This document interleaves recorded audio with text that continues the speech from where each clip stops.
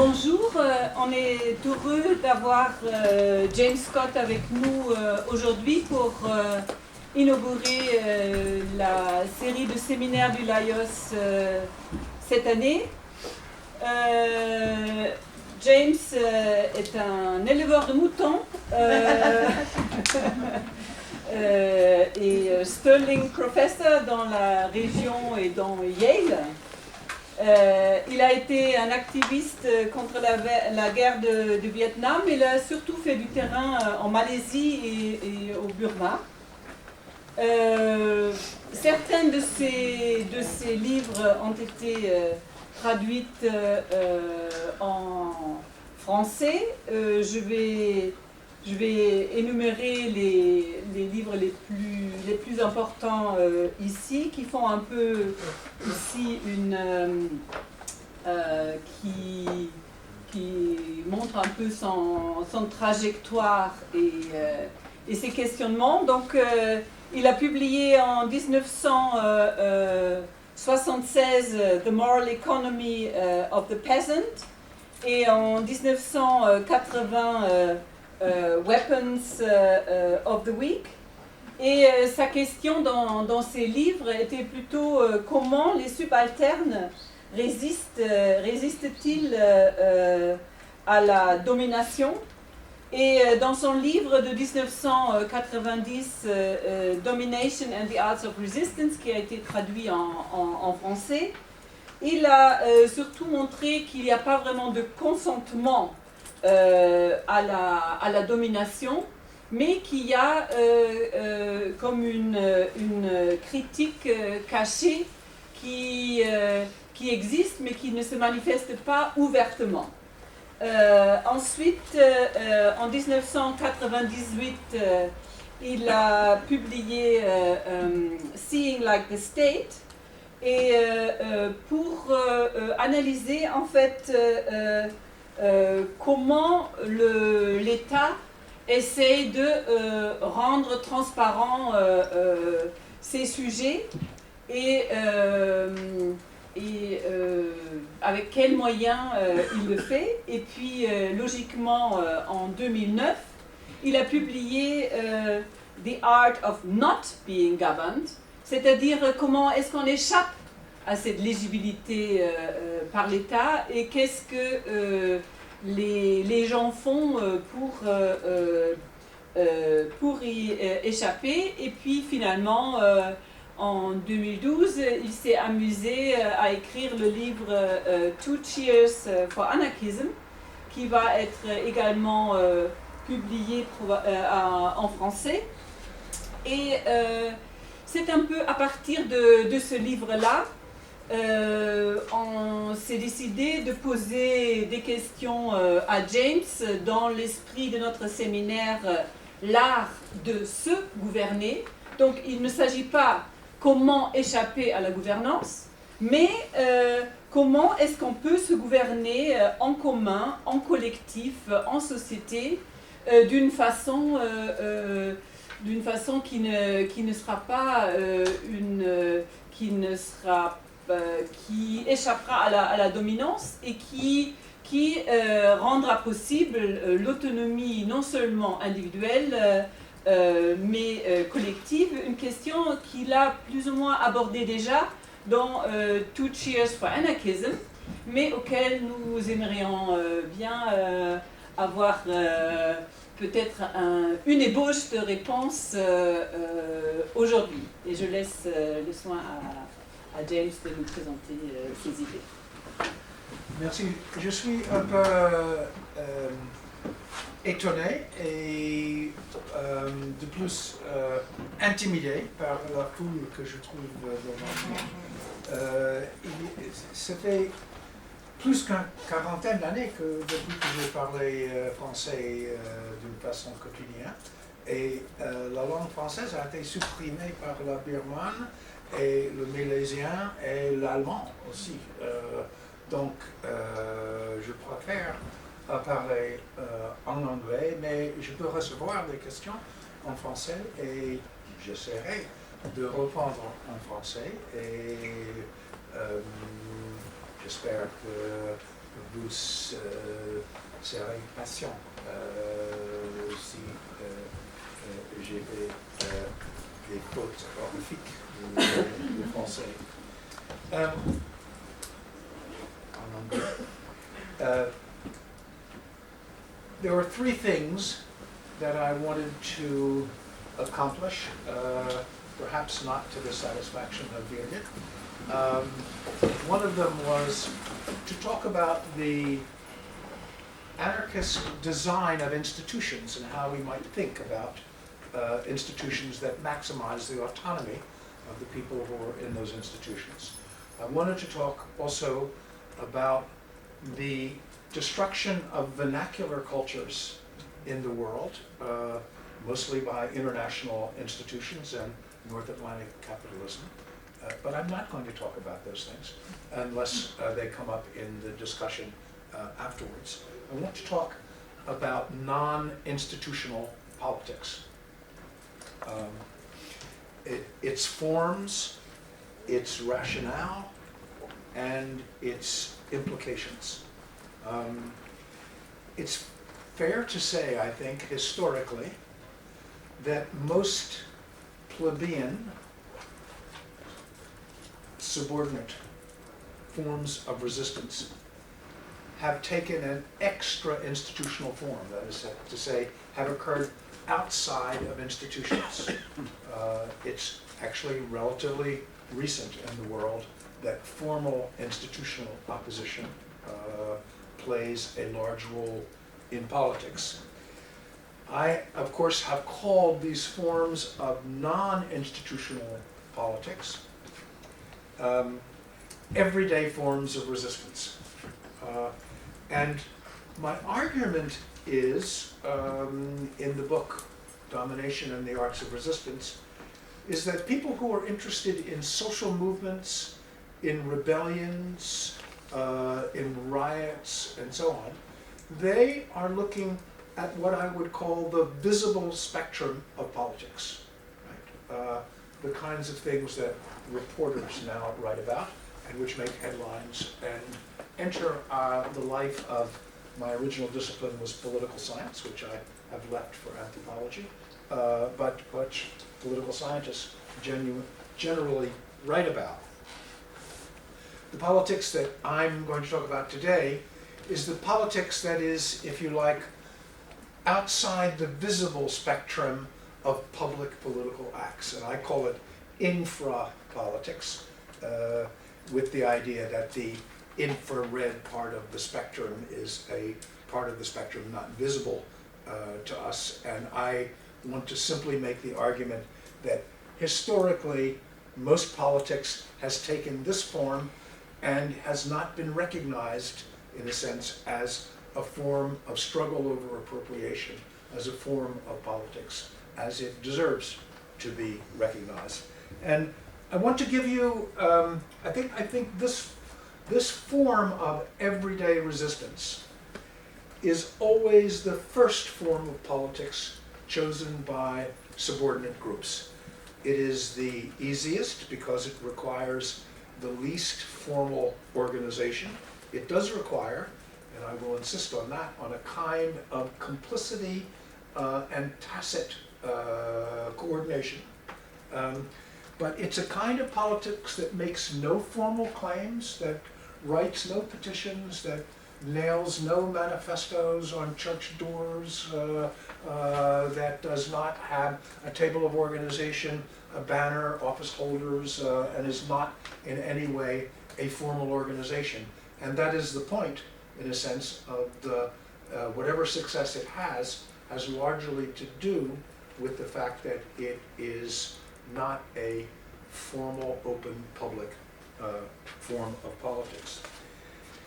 I want to give an example because it struck me that it's an example that is interesting with a French audience of the contrast that I once made between the Islamic tax called the zakat. The standard Islamic tax comes from Hebrew law, 10% of the harvest, right? And I, in my 2 years in a Malay village, I learned a lot about the zakat. And what was interesting is that one could compare it to the history of the collection of la dîme, the French tithe. And thanks to Le Roi Lanerie and others, we have a 700-year history of resistance to the tithe in different parts of France. So what I had in Malaysia was, if you like, 2 years in which people would talk to me about why they hated the zakat. And then I had 700 years of data, but I couldn't talk to people because it ended in the French Revolution, of course. But I had a long period of data in which one could make these comparisons. And they both strike me as being good examples of what I call everyday forms of resistance. That is, there were, I'll tell the Malaysian story first. There have never been any public protests about the zakat in Malaysia. And yet the zakat is only 20% of the formal tax is ever collected as a zakat of what is requested. It has been successfully resisted, you could say, 80% without any formal political action. The ways in which this happens is that people lie systematically about the amount of land that they own to the amil, who is supposed to collect this tax. He is a village shopkeeper, and he doesn't want to make trouble, so he accepts whatever declaration they make. In addition to lying about the amount of land that they own, they then lie about the amount of rice that they harvested. This is only about rice. This is a rice village. So if they harvested 28 sacks of rice, they will say they harvested 12 sacks of rice. And the amil also writes that down. He's afraid that his shop house will be burned down if he makes trouble with these people at night one day, and so he accepts their formal declarations. The rice that these people give as part of their zakat is always the worst rice.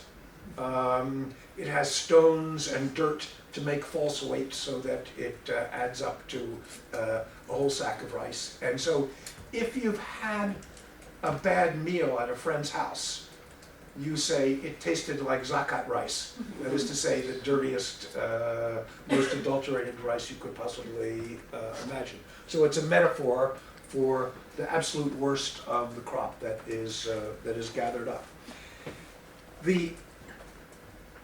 What's interesting, I think, is that this coordination takes place in quiet conversations throughout the village. And there has never been a public march, a petition, a complaint, a letter of protest, a political claim against the zakat. But everybody understands that the zakat is an unfair tax. And the reason why they will argue privately that it's an unfair tax is that it is only for people who cultivate land. If you are a landowner and you do not cultivate, it is the renter that has to pay. It's the person who makes the crop who has to pay the zakat. It seems unfair to them that a very rich man who owns a lot of land but doesn't cultivate should not have to pay the zakat. Chinese shopkeepers, of course, don't have to pay the zakat. The political officials who work for the local government don't have to pay the zakat as well. As I said, non-Muslims pay nothing. And so the villagers make a distinction between what they call the zakat pribadi, that is the private zakat that you make as a gift of the heart in generosity, and the zakat raja, which means the government zakat. So 5 years before I came, the zakat used to always be, if you like, an informal Islamic tithe. And people would give their poor neighbors some rice, relatives who helped with the harvest, they would give them some rice. And they thought of that as tzedakah, in the Arabic term that's been adopted by Malay. Malays, they would think of this as a gift of the heart, the true zakat. The government then centralized the zakat and made sure that all the rice collected in the zakat went to the capital city. And not a grain of rice ever came back to the village from what was sent to the capital city. So it simply disappeared. And the villagers assumed that it went to purposes that had nothing to do with the relief for the poor and so on in the local villages. What I want to emphasize is that there was an ethical argument about why this was an unfair tax and it shouldn't be paid. But it was an ethical argument that was never expressed publicly. But it served to coordinate a pattern of resistance that everyone shared. And over the long run, they were able to not completely eliminate the tax, but to reduce its effect to the point where it had very little practical effect. And there was a wonderful moment during my field work when there was a registration for fertilizer subsidies. And if you think for a moment, it was in everybody's interest, in order to get as much fertilizer as possible, to lie about the amount of land you were farming, to exaggerate it, right? And in order to avoid the zakat tax, you would lie and minimize the amount of land that you owed. And so many villagers thought, this is a trick. They're going to compare our declarations for the fertilizer with our declarations for the zakat, and they're going to trap us. And so only 2 people in the village were brave enough, brani enough, to lie in different ways for these 2 registration systems. And it turns out that the people who collect the zakat don't talk to the people who give away the fertilizer, and so they got away with it. And the next year, everybody lied and lied about how much land they owned for the fertilizer by exaggerating and minimizing it for the Islamic tax. So here's an example of a formal tax that's a fairly important tax, but there was no public argument ever made. There were no marches, no petitions, no party raised this. There was once a political speech during an election rally near the village in which someone the politician said, I could say something about the zakat, but I know you don't want to hear this, and then moved on to another subject. So he understood that this was not, if they wanted the votes of these people, they better not raise the subject of the zakat raja. So all of this, again, was under the radar of our usual sense of what politics is. The same was true in a qualified way for what I understand from the literature on the dîme in France. That by and large, it was a struggle conducted in every commune by a million kinds of tactics to minimize the taking of the tithe, and that it very occasionally most of the dîme was collected by tax farmers. I think they called fermiers, yes, right, who would buy the right to collect the tax and then collect the tax. And occasionally these people were beaten up, and there were occasional protests and even violence against the tithe. But over this 700-year span that Roy and others examined, there was a minimum of open public political activity against the dîme. However, the dîme was widely evaded in a pretty massive way. And as I understand it, the actual public claim, although the dîme is exactly like the zakat tax, 10% of your harvest, the officials never even tried to collect anything more than 1/13 or 1/14 in most places. So in a sense, they backed off a little bit, even in the formal claim that they made. The techniques of evading the dîme were quite different in some ways. The most common form was to harvest the crop before the tithe collector came. You were supposed to put stacks of wheat, equal stacks of wheat when you harvested. And the tithe collector would come and take every 13th or every 14th. And what people would often do is to harvest sometimes at night, claim that it was about to rain and they had to get the harvest in, and all the harvest would be in the barn. Impossible to sort of count already collected in the barn, and they would just give the tithe collector something, right? But much less than what he would have collected. There was also something called the rempoux. That is to say, and this was an effect of a kind of trade union negotiation as well. So let's imagine if the tithe were 1/13, you would pay 1 stack of wheat along 13. But let's imagine you had 20 stacks of wheat. That is to say, another 7 stacks beyond the 13. This was called the rempoux, and you didn't have to pay any tithe on that. So it's a simple calculation that if the tax were 1/13, you would make sure you had 25 stacks of rice, so 1 short of the next multiple of 13, so that you didn't pay, and you could juggle this in all kinds of ways to minimize your tax. This was, of course, kind of forbidden, but it happened all the time. There was also, in most fields, you were permitted to put a base under the wheat that you'd harvested, usually the worst straw and so on. And the base was not subject to the tithe. And so people had larger and larger bases that almost was half of the stack. They were able to, in a sense, exaggerate the base and put good wheat in that in order to avoid the tax on the rest. New World crops like maize and potatoes and so on were not taxed. It was a big struggle of whether New World new crops were going to be subject to the dîme. And so people planted new World crops when they could in order to avoid this tax.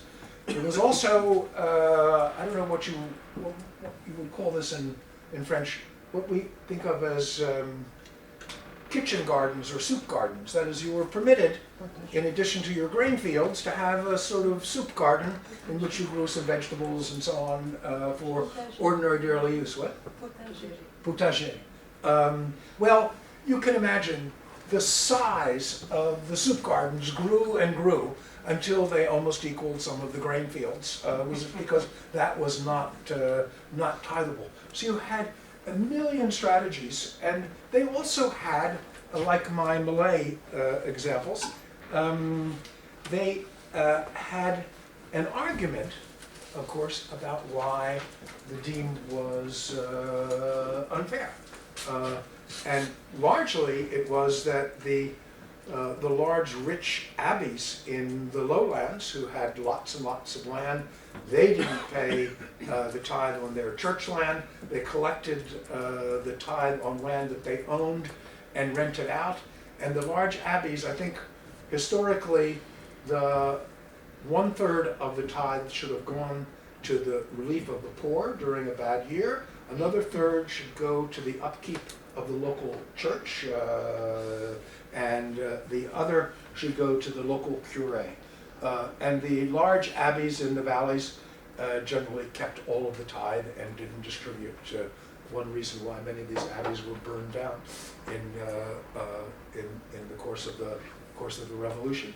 So there was then a kind of sense that the collection of the dîme was both unfair because, like the Malay zakat, it applied to cultivators and not to owners, and that the money that should have been used as benefiting the poor and the local clergy and the local church was instead simply confiscated and kept in the large abbeys. So there was, if you like, an undercurrent of resistance, ethical resistance, to the tithe that knitted together this, if you like, cloth of sentiment that allowed the coordination to take place, such that it was, when they tried to have prosecutions against people who had evaded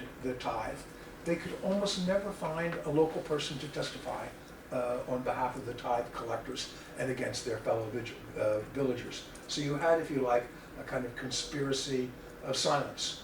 And this, of course, this is a period of over 700 years. There's greater pressure, less pressure. The amount collected varies over time. After a bad season, the resistance is much greater. There's a lot of fluctuation here, but what's important, I think, for the purposes of this context is that it is almost entirely a struggle waged without public notice, under the radar, and very little in the way of public protests, demonstrations, violence, tithe riots. There were tithe riots, but they were relatively uncommon. And the reason they were relatively uncommon is because this informal resistance was often effective enough to alleviate the sort of huge burdens of the tithe. So you can see over this 700 years a kind of, I guess what Gramsci would call a war of position, of little movements in an effort to sort of improve the take of the tithe and a pushing back. And one can see this effort to sort of expand the envelope and gain marginal advantages. Once they're gained, of course, then they are thought of as conquered territory and are defended. I believe in French law, and it's certainly true in English common law, that if you trespass on someone's land without their permission for a certain number of years, it's called adverse possession in English, and you can prove in a court of law that you've done it for 20 years or 15 years without being stopped, then you can claim it's a custom and you can go to court and you can actually win it as a formal privilege. So there's a way in which the common law kind of recognizes the way in which practices can become actually law if they're propagated for a long period of time and can be shown with evidence to have been practiced. I want to give two more examples of things that are, seem to me to be important political struggles. One of them is the Civil War in the United States, the greatest civil conflict we have, in which the number of deaths were greater than all of the deaths in every other war fought by Americans, the total. And what's crucial to understand about the Civil War is that the South essentially disintegrated because of desertion of troops. That is to say, and here's what's important, I think, not mutiny. That is to say, not an open defiance and a taking over and arresting the officers, not a mutiny, but desertion. And so there were two great periods of desertion in the Confederacy. One was in 1862, shortly after the war had begun. There was a kind of failure of crops throughout the South, and so soldiers were getting letters from their family saying, we've got nothing more to eat, you've got to come back and help us, and many of them just sort of left the Confederate forces. When they left the Confederate forces, they were recruited by locality, and so you served with people from your neighborhood. And when they deserted, they usually deserted as whole units. They kept their arms and they went back, and they refused to be recruited again into the army. They sort of defended themselves against re-recruitment. The South disintegrates not through an uprising of slaves, not through a mutiny of soldiers, but it disintegrates through this process of desertion, extremely difficult to stop, never declared, but undergirding it for the poor whites in the hills is that why should we die for the protection of some other man's property? We have no interest. We we don't necessarily want to abolish slavery, but we are not going to die to preserve this institution. The other example, last example that I want to mention is poaching. I just got this braconnage. So it's one of Marx's first articles in Süddeutsche Zeitung, I think. It's called The Theft of Wood. And it's about when wages go down in the early industries. Everyone takes wood because they can't afford to buy wood anymore for heating and cooking from the sort of public lands. And he understood the way in which this fluctuated. If you look at England from 1650 to 1850, poaching was the most popular crime in England. And when I say popular, I mean both most beloved and also most common. Both of those things are true. And it was the theft of wood. It was mostly wood was the most important, but grazing, using the lands for grazing that were forbidden, taking large game, taking small game, rabbits, fishing, and so on. So this is, I would argue, that for these 2 centuries, you had a law of private property. But this law of private property was not in operation because it was so universally defied and violated by ordinary people.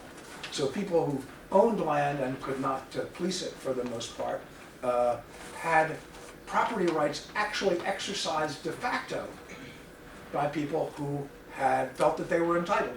And behind this also is an ethical argument. The English peasantry and French peasantry as well, as near as I can tell, never accepted the idea that unimproved land could be claimed by someone who hadn't done something on the land. This is if they all read John Locke. But the idea that unimproved land and nature was seen as God's gift to man, and for someone to claim it as private property was not considered legitimate. So you could argue that if you look at this period of English history, in which there are lots of public struggles, you could argue that one of the greatest struggles was the struggle over the control and use of property and land, and that this property and land was widely appropriated by ordinary peasants and the rural population, so that the claim to land as private property in the sort of strict sense of the term was violated, was widely disregarded. So here is a struggle over a basic commodity in an agrarian society and in a society that makes its living off the land. And this struggle is unrecorded, and it's 2 centuries long, and you could argue that it's the great class struggle for those 2 centuries in England.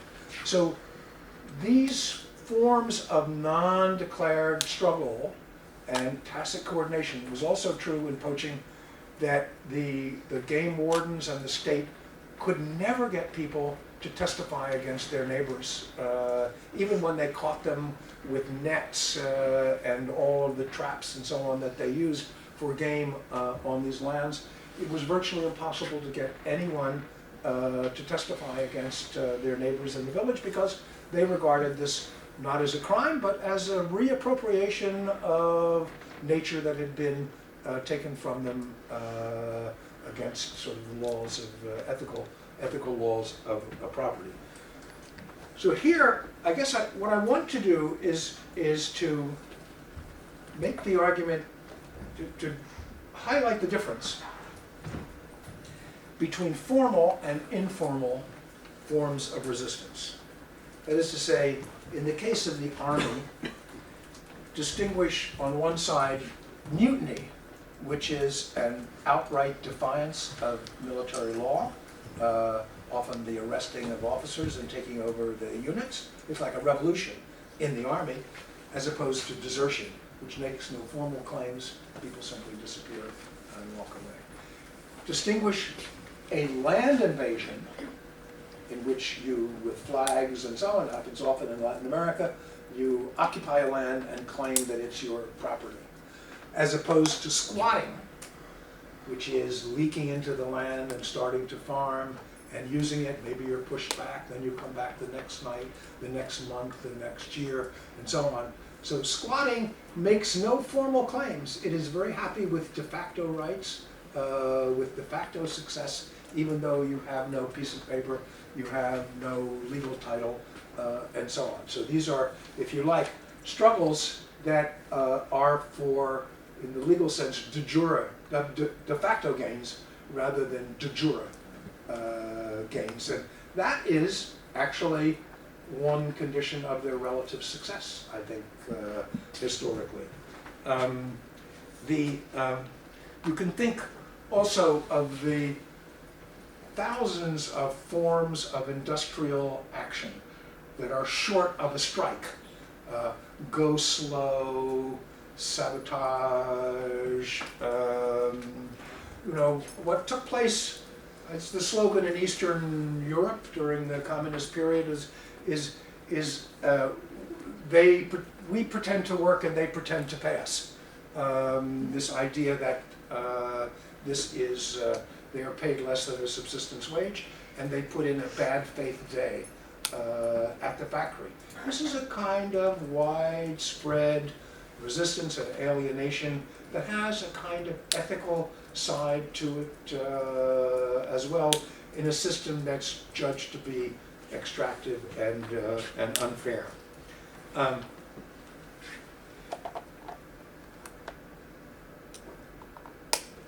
The alternative in Southeast Asia that I've written about is a history of state evasion altogether. And that is my historian, Dutch colleague Willem van Schendel calls this area Zomia, and my French translation also calls it Zomia in its title. But I argue there, and I'm not going to rehearse this argument, that you could argue that for the last 1,500 to 2,000 years, people in the Yangtze Valley, the Irrawaddy Valley, the Upper Mekong, and so on, that as, in particular, the Chinese state expanded, people who were not incorporated into that state and didn't become Han ethnically over time, that these people were treated up the watershed, often pushing other people in front of them in a kind of billiard ball movement. And that you had in mountainous Southeast Asia a population 20, 25 years ago of roughly 100 million people, over 2.5 million hectares, square kilometers. These were populations that were not left behind as primitive people. These are, by and large, people who left the state for all kinds, state zones, for all kinds of reasons, to escape taxes, to escape disease, which is very common in state areas, to escape war, to escape conscription. And the argument that I'm making is actually rather like the argument of one of my French heroes, Pierre Clastres' early argument that the Siriono, the Guarani, were not actually a Stone Age people left behind by progress, but they were ex-agriculturalists who gave up agriculture and took up hunting and gathering and foraging in order to stay away from the Spanish reducciones and their disease, and to get away from the forced labor that they associated with the Spanish settlements. So in the same sense, I argue, and again, I'm not going to go into any detail unless you ask me to explicitly, in the hills, many forms of agriculture are possible. And I argue that the kind of agriculture practiced in the hills is a kind of agriculture designed purposely to thwart, a kind of agriculture designed to avoid appropriation. That is to say, if a state requires, I'm going to make this pretty bold statement, states require grain.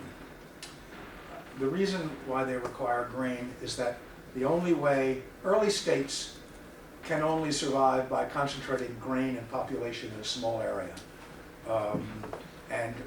Only, rice is perfect for that because it grows more calories on a smaller piece of land than wheat or barley or maize, for that matter. And so the Southeast Asian state and the Chinese state required rice in order for state making. The people who fled the state, if they were threatened, they avoided rice cultivation because they were then, like we would say, sitting ducks for state appropriation. Instead, they practiced swiddening or slash and burn cultivation, in which they were growing 20 or 30 crops, and only one of these crops is ripe. If the tax collector comes, only one or two things are ripe. There's nothing to appropriate.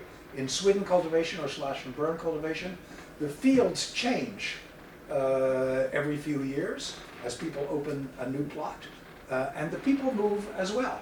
So imagine a tax collector's dilemma in a swidden, a slash and burn cultivating area in which they, very few things are ripe if they arrive, in which the land is, you can't have a cadastral survey because people are moving their plots all the time.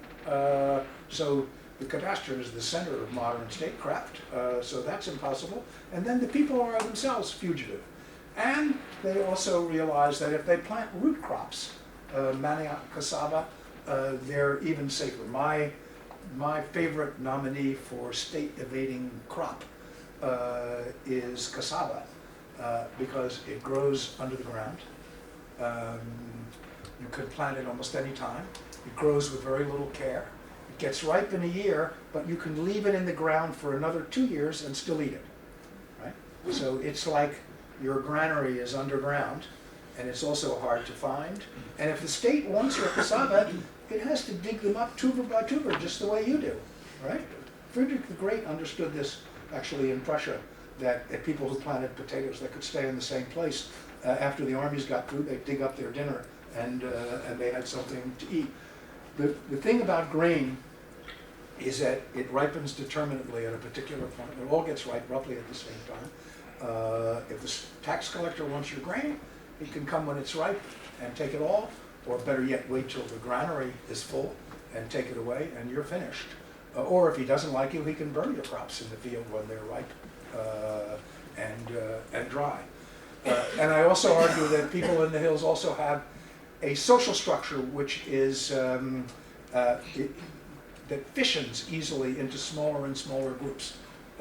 This is a Southeast Asian version of the argument that Ernest Gellner makes for Berber populations in Morocco. And he says that it's as if they had a slogan, divide that ye be not ruled. That is to say, by dividing into smaller and smaller groups, you are harder, if you like, for the state to find, to appropriate from, and to grab. So in that respect, it seems to me that this state evading population in Southeast Asia has developed a whole series of subsistence techniques,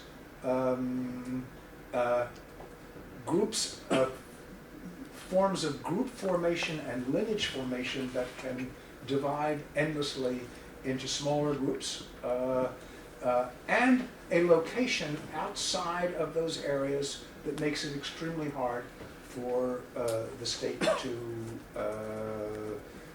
find them, tax them, and grab them.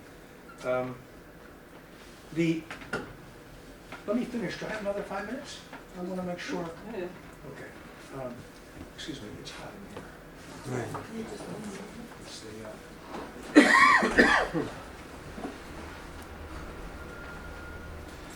So, the situations I've described are situations which Gramsci would have called domination, not hegemony, but domination. And it's fairly easy, I think, for us all to understand why, under situations of domination, without any political rights and the modern institutions of democratic citizenship and so on, these forms of resistance that I've talked about are the forms of resistance that are the line of least resistance, the easiest forms, and the form of defiance that is safest and actually quite successful under many circumstances. So it's harder to understand why these forms of resistance and unorganized extra-institutional resistance should be important in societies that are liberal democracies. Now, I'm going to make the case for the United States because I don't feel qualified to make the case for France or other European countries. But I think it's fair to say that every major structural change in American politics in the 20th century has come about not from the working of democratic institutions and popular sovereignty and legislative acts and so on, but all of the major substantive changes in American politics have taken place because of extra-institutional disruption of a massive kind that have completely transformed the political landscape and forced political elites to make accommodations to them. The first example is the World Depression and the New Deal. Franklin Roosevelt was a very conservative president initially. It was only wildcat strikes, sieges of relief centers, riots, food riots, relief riots, and so on. It was only the threatening of public order almost everywhere in the industrialized part of the country that impelled Roosevelt to enact a whole series of New Deal reforms, relief, unemployment compensation, Social Security, all the things that we associate with the New Deal were done, if you like, with a pistol to the temple of Franklin Roosevelt. If you think of the civil rights movement, it's essentially the same thing. It was only sit-ins, disruptions, violence in the South, both by segregationists and big demonstrations by integrationist whites and blacks that created a level of public disorder that forced the Kennedys and then Lyndon Johnson into the Civil Rights Act and the Voting Rights Act that made civil rights a fact, at least in many of its major features. I would argue that the opposition to the Vietnam War took the same form. And what's interesting, I think, is that again, I'm arguing just for the United States, that the formal political institutions are right now, and have for quite some time, been paralyzed by the distribution of wealth that allows wealthy elites to buy candidates, to finance their campaigns, to lobby for legislation that suits their purposes, including the loopholes in the legislation as well.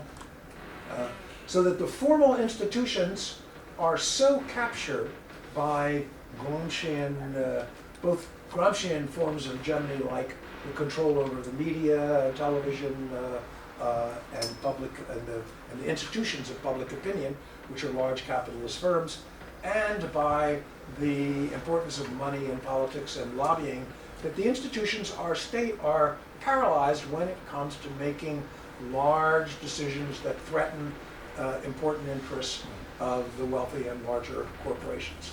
And they are only moved by extra institutional movements of some kind. I'm happy to be corrected, but when I think of '68 in France and think of Pompidou calling in Georges Marchais and making a deal over wages in order to get people back off the streets and try to regain control of the situation, that the French situation was perhaps comparable at the same time. The point being, and I'll stop in a minute, is that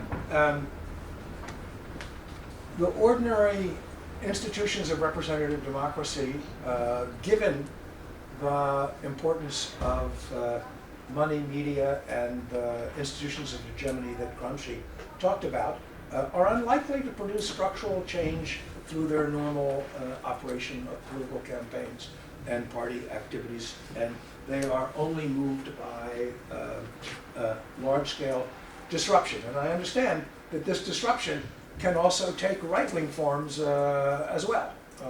So it's a kind of dangerous territory, but I think it's fair to say that all of these changes in the 20th century have required extra institutional activities. As a colleague of mine says, and I think it's a good way of looking at least politics in my country, is that the political system is run for the benefit of the top, let's say, 15 or maybe 20% of the income earners.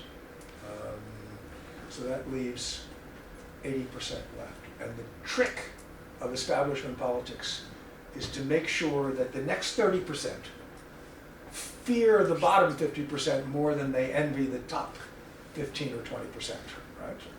And the trick of a campaign, in a sense, to keep the machinery humming, is to work on that 30% for whom the political system is not working, but who feel threatened by people below, whether they are the proletariat or immigrants or whatever. Well, I know I'm ended on a provocative note, but that's right. That's what I intended to do, and I'm happy to have your questions and comments and disagreement